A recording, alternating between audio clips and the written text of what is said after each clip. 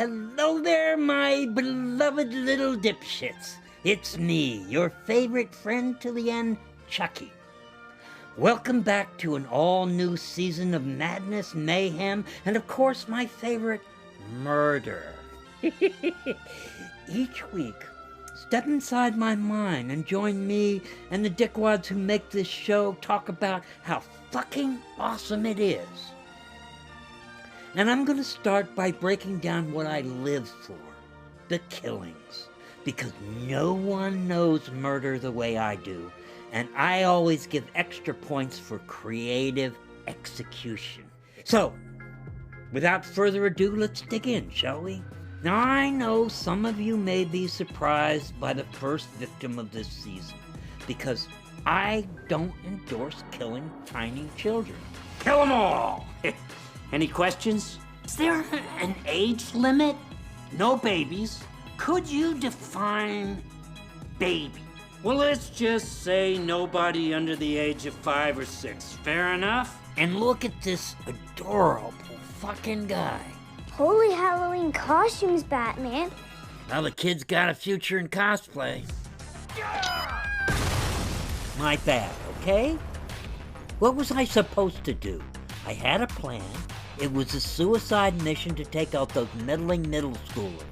That little boy wonder just got in my way. Let's see where it all went so wrong. The kid grabs the bomb, trying to be a superhero and save the day. But everyone else thinks they're safe. But not so fast. Here I come, sneaking up out of nowhere with my lightning fast speed. The kid sees that smoking hot doll. He pauses.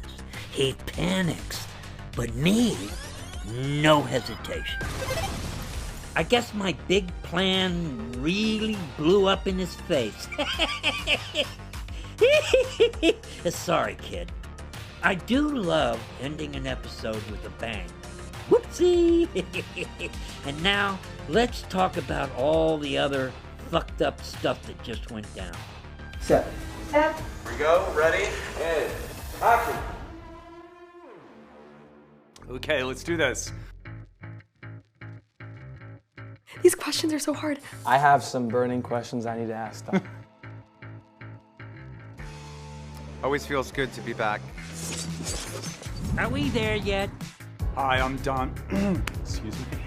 Get a load of this guy. Hi, I'm Don Mancini. I'm the creator and showrunner of Chucky. Feels so great to be reunited with the cast and crew, to be back here in Toronto. This is my 6th time in a Chucky project. When I was 6 years old, Chucky told me we'd be friends to the end, and evidently he was not kidding. We leave off season 1, of course, on a cliffhanger. The biggest part of the cliffhanger was that Andy Barkley at the wheel of the truck filled with 72 living Chucky dolls and the Tiffany doll who has a gun on him. Don't make me come back there! She is fucking hot. Today we are just doing basically some insert shots for the first scene of the season. We've got unfinished business in that truck. He's seeing that those other Chuckies are snickering at him. In the last couple days at Planet Chucky, we've been working away at episode 201. It starts with a bang and a crash. We've got the Tiffany doll, we've got Chucky's. It's pure madness, really. Get him! These are like traditional radio controls. If you look at the front of his face and think of this as this eyebrow and this one is this eyebrow, whatever you do with them, his face will also do. We've connected all the fingers together so they all go at once. When we move the fingers closed, they can grip things, pick things up. So this is the control system for his mouth and all of his lip sync. I get the sound files from Brad Dura. We're doing everything from a little suitcase about this big and open it up, put a mic up, and there's an iPad so that they can watch me talk for the puppeteers, and we do the whole thing. I have a 4-joystick controller that I program the movements of his mouth with these 4 joysticks. And I record that performance in this program so that when we get to set, I can hit a button, then Chucky comes alive. I'm gonna kill every last one of you. We're coming to an exciting moment where we get to blow Tiffany's head off. So I'm just fixing the hair, the last little final touches on the Tiffany dolls that are going to get their heads shot off. They have 3 shots at it. So we'll see how it goes. I think it's going to be amazing. I'm looking forward to seeing it in the full movie lights, slow-mo, 120 frames per second. We really want to go for it. It's going to be fun. Ready? 3, 2, 1, action!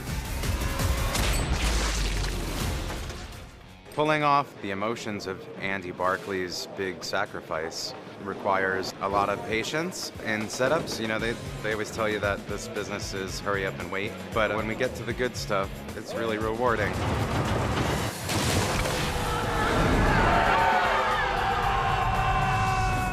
Thank you so much, man.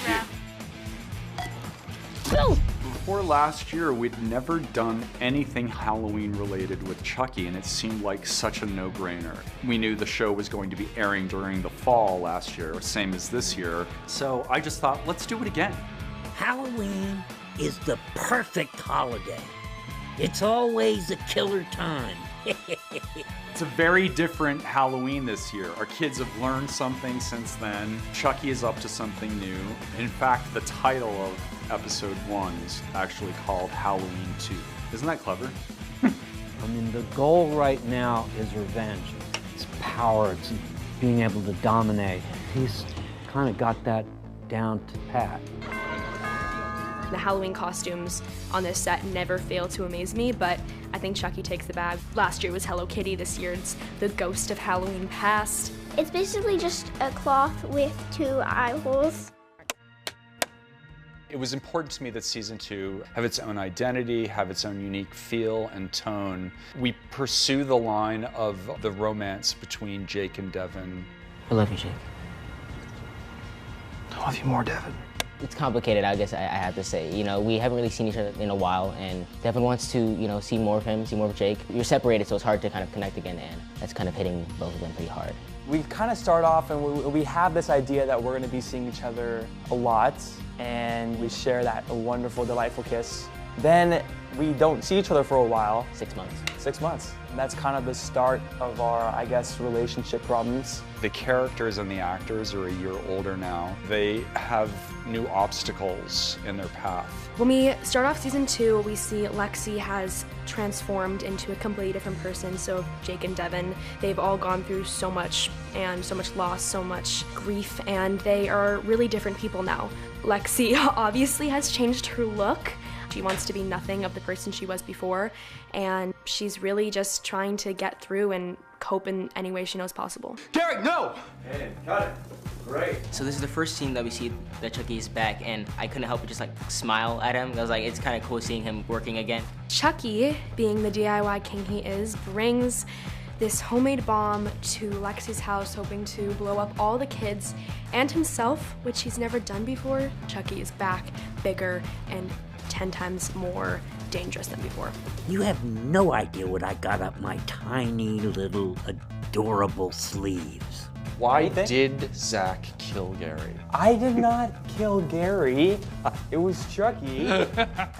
Jake's formed this strong brotherly bond with this kid Gary, and following a trend, Chucky seems to jump in his life and ruin everything. He's gonna blow us on the smithereen. He killed Gary, and throughout the series we see how that guilt affects Jake and how it motivates his decisions. This scene sets us up for the rest of the season where, you know, we get blamed for the bomb because who's gonna believe Chucky, and he's a doll. So we get sent to this new place, and, you know, we're trying to figure out how to fight Chucky here in a totally different environment. I see the reform school as just a whole new playground for Chucky. Now he has the 3 people who he's wanted to kill the most in this super creepy Hogwarts-like setting. I thought it would be fun to plug Chucky into the sort of tone that a bunch of movies that I loved as a kid had. Movies like The Omen and The Exorcist. Just having Chucky interact with nuns and priests and confession, all of that just seemed inherently fun to me. You think that was wild? Wait till you see what those assholes do in the next episode.